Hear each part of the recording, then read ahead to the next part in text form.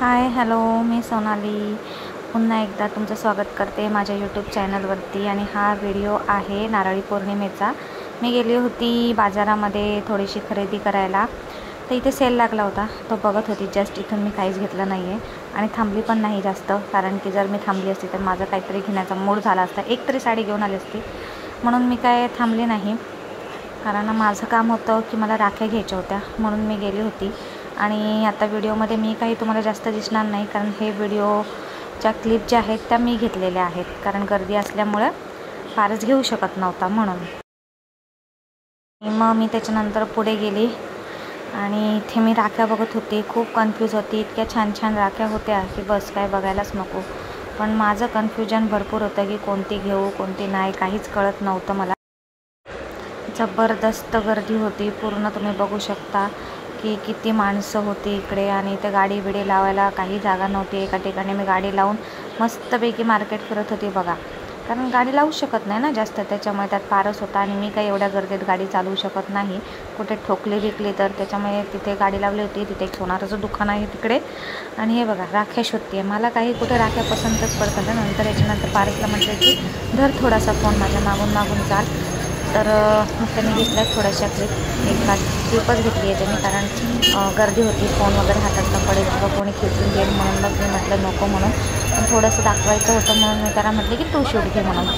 थोडंसं त्याला जमतं तेवढं त्यांनी घेतलं आहे त्याला, पण म्हणजे थोडंसं आम्ही कधी बाहेरचं शूट घेत नाही, तर थोडंसं कसं तरीच वाटते। पण सोबत तोंडाकडे बघत होते, तर तो पण म्हटला मम्मी मी नाही घेत, बस झालं। ठीक आहे जाऊ दे, तर फक्त जस्ट म्हटलं थोडंसं शूट घ्यावं म्हणून। कारण आणि राख्या तर एवढ्या महाग आहेत, आणि ना खरं सांगायचं ना तर ह्यावर्षी ना राख्या इतक्या खास पण नव्हत्या खरं तर, मला तर अजिबात आवडल्या नाही राख्या। पण त्यातून एक पुढे दुकानामध्ये मी घेतलेल्या आहेत। आणि हे लोक इतक्या लाईटी वगैरे लावून ठेवतात ना की ते अशा डोळ्यांना एकदम अशा या होतं त्यांना राख्या, काय विचारायच नको। खूप अशा म्हणजे मला कसं तरीच होत होतं त्या राख्या बघून बघून बघून, आणि खूप जास्त गर्दी होती आणि मला गर्दीमध्ये असं जमत नाही। त्याच्यानंतर मग इकडे मी थोडेसे गजरे बघत होती, ही 100 रुपयाला 4 गजरे देत होती। आणि पण ते ना थोडेसे म्हणजे राहणारे नव्हते, मग मी दुसरीकडे घेतले इकडे, मी इथूनच नेहमी घेते ना त्यांच्या।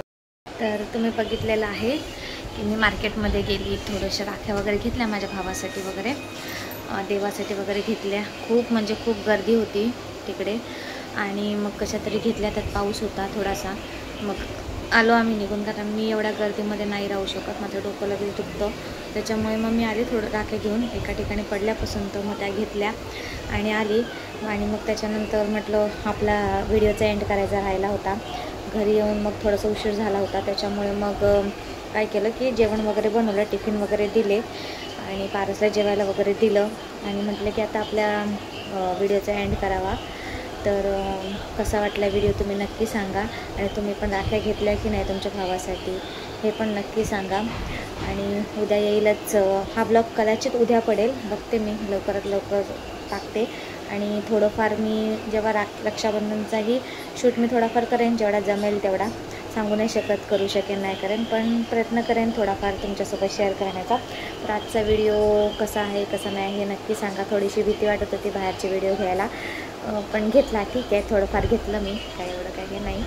तर चला, तर मग आता झोपायचे लवकर, उद्या पारसची शाळा आहे। तर माहीत नाही की शाळा का ठेवल्यात, पण ठेवली आहे, उद्या पण शाळा ठेवली आहे त्याची, रक्षाबंधनच्या दिवशी हाफ डे आहे। तर मग उद्या त्याला मी शाळेत पाठवणार आहे थोड्या वेळासाठी।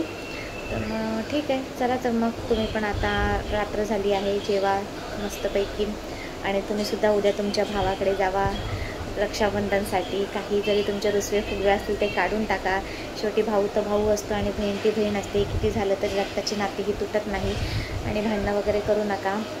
आणि उद्या सगळं काही विसरून आपल्या भावाला राखी बांधायला नक्की जा।